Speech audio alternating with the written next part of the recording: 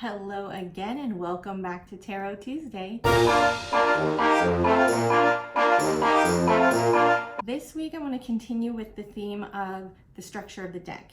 I mentioned last week that the deck itself is split into the major arcana and the minor arcana. The minor arcana is split into 4 different suits. We have wands, cups, swords, and pentacles. Each suit within the minor arcana has 14 cards. You have 10 cards that are numbered from 1 through 10, and then you have the page, the knight, the queen, and the king. Now this might sound very similar to a modern day playing card deck, and that is because our modern day playing cards are a derivation of this original card structure. These cards and these suits are based off the original Italian game.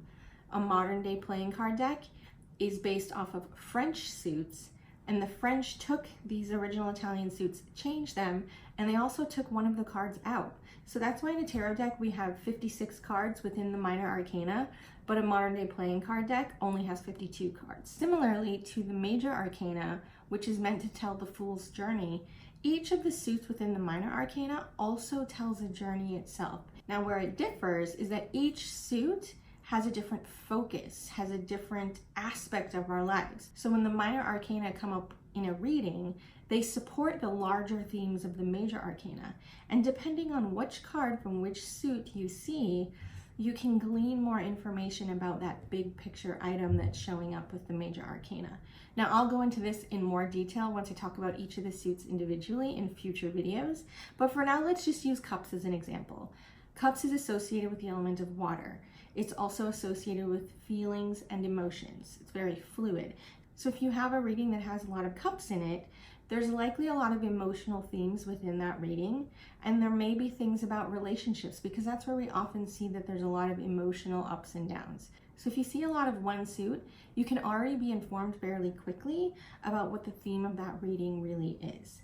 Now I'll say it again, and I've said it before, when you're doing a psychic reading, the cards themselves are just a tool. You should be getting all of your information from your sitter, from their aura, from their energy.